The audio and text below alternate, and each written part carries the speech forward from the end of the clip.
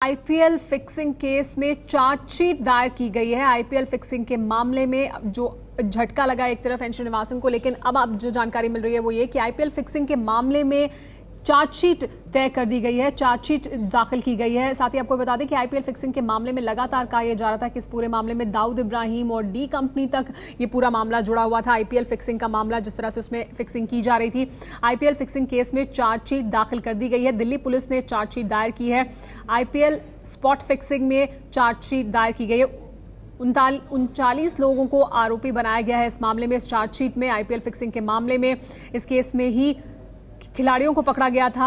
आपको बता दें कि इसमें दाऊद इब्राहिम और छोटा शकील का भी नाम है। आरोपियों में इस चार्जशीट में उनका नाम भी शामिल है, क्योंकि लगातार दिल्ली की पुलिस की तरफ से यही बताया जा रहा था कि जो आईपीएल फिक्सिंग का मामला है उसमें दाऊद इब्राहिम तक ये पूरा मामला जुड़ा हुआ है, वो शामिल है, डी कंपनी इसमें शामिल है कहीं ना कहीं आईपीएल फिक्सिंग के मामले में। इस पर और ज्यादा जानकारी के लिए हमारे साथ एबीपी न्यूज संवाददाता अंकित जुड़ गए हैं। अंकित, क्या चार्जशीट में क्या कुछ कहा गया है, क्योंकि इसमें दाऊद इब्राहिम, छोटा शकील, इन तमाम लोगों का भी नाम है, कौन कौन मुख्य आरोपी हैं?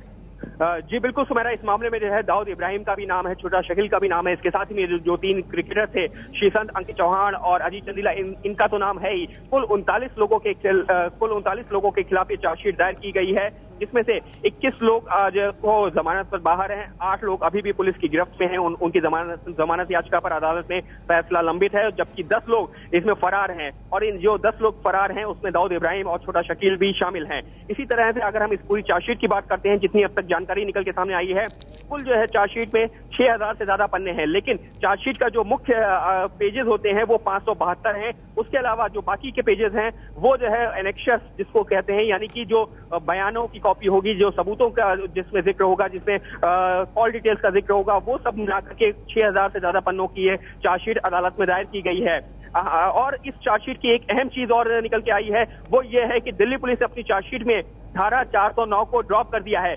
गौरतलब है कि धारा 409 वही धारा है जिस पर काफी सारे सवाल भी खड़े किए थे अदालत ने भी, क्योंकि जब इन क्रिकेटर्स को गिरफ्तार किया गया था तो दिल्ली पुलिस ने आनन फानन में इन सबके खिलाफ जितने भी आरोपियों को गिरफ्तार किया जा रहा था, धारा 409 लगाई जा रही थी। धारा 409 का मतलब होता है आपराधिक धोखाधड़ी एक पब्लिक सर्वेंट के द्वारा, यानी कि सरकारी कर्मचारी के द्वारा आपराधिक धोखाधड़ी, जबकि इस पूरे मामले में कोई सरकारी कर्मचारी था ही नहीं, तो उस पर काफी सारे सवाल भी खड़े हुए थे।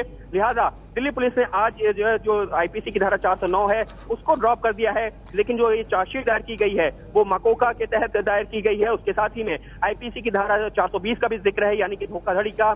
इसके साथ ही में आईपीसी की धारा 120B का भी जिक्र किया गया है, यानी कि क्रिमिनल कॉन्स्पिरेसी, आपराधिक साजिश रचना। तो दिल्ली पुलिस ने इन आधारों पर दिल्ली की साकेत कोर्ट में ये चार्जशीट दायर कर दी है, लेकिन अभी तक इस पर संज्ञान नहीं लिया गया है। जी हाँ, तो चार्जशीट दायर कर दी गई है, अभी तक इस पर संज्ञान नहीं लिया गया। 39 लोगों का नाम इसमें शामिल है, इसमें श्रीशांत का नाम शामिल है चार्जशीट में, लेकिन दाऊद इब्राहिम और छोटा शकील का नाम भी शामिल है, जो आईपीएल स्पॉट फिक्सिंग के मामले में चार्जशीट अब दायर की गई है दिल्ली पुलिस के द्वारा।